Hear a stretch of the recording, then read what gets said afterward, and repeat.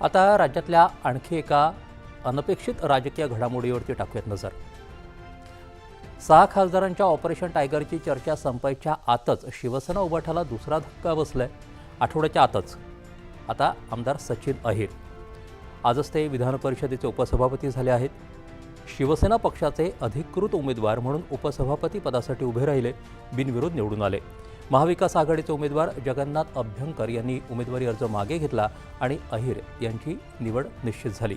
मुख्यमंत्री देवेंद्र फडणवीस, उपमुख्यमंत्री एकनाथ शिंदे आणि महायुतीच्या नेत्यांनी त्यांचं अभिनंदन केलं आहे। सगळी घडामोड एका दिवसातली। काल वाहिन्यांवरती ब्रेकिंग यायला लागले की सचिन अहिर उपसभापती म्हणून शिवसेनेकडून उमेदवार। थोड्याच वेळात बातमी आली, त्यांनी शिवसेनेचे उमेदवार म्हणून मुख्यमंत्री देवेंद्र फडणवीस, उपमुख्यमंत्री एकनाथ शिंदे आणि सुनेत्रा पवार यांच्या उपस्थितीत उमेदवारी अर्ज भरला देखील।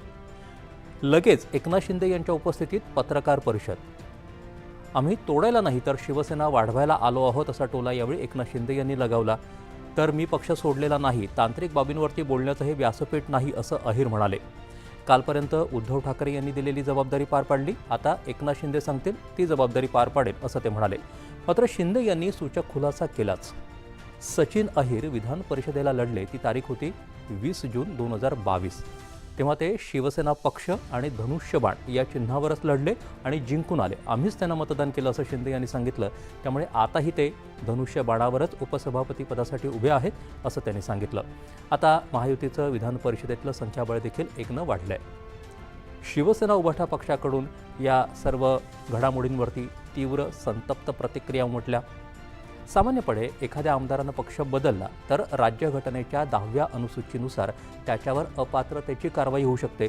पण या कायद्यात एक महत्त्वाचा अपवाद आहे। परिच्छेद 5 यानुसार विधानसभा किंवा विधान परिषदेचे अध्यक्ष, उपाध्यक्ष, सभापती किंवा उपसभापती या घटनात्मक पदांसाठी निवड होताना त्या सदस्याला विशिष्ट घटनात्मक संरक्षण मिळतं। त्यामुळे अशा पदाची निवडणूक लढवणाऱ्या सदस्यावर पक्षांतर बंदीची कारवाई होत नाही। या घटनात्मक तरतुदीमुळे अहिर यांच्यावरती कोणतीही कारवाई होणार नाही। सचिन अहिर हे महाराष्ट्राच्या राजकारणातलं परिचित नाव। राष्ट्रवादी काँग्रेसमधून राजकीय कारकीर्द सुरू केली। 1999 मध्ये ते पहिल्यांदा आमदार झाले। 2009 मध्ये राज्याचे गृहनिर्माण मंत्री झाले। गिरणी कामगार चळवळीमुळे त्यांनी मुंबईत मजबूत जनाधार निर्माण केला। नंतर शिवसेनेत प्रवेश केला। सचिन अहिर यांची मुंबईतल्या वरळी विधानसभा मतदारसंघामध्ये संघटनात्मक ताकद आहे। शिवसेना उभाटाचे नेते आदित्य ठाकरे याच मतदारसंघातून निवडून येतात। यासाठी अहिर यांचं इथलं काम देखील हातभार लावणारं ठरलंय असं म्हटलं जातं। शिवसेनेनं सचिन अहिरांना आपलंसं केल्यानं या मतदारसंघावर पकड मजबूत करण्याच्या दिशेनं टाकलेलं हे पाऊल मानलं जातंय। ऑपरेशन टायगर सुरूच आहे हे देखील। ज्या घटनेनं राज्यात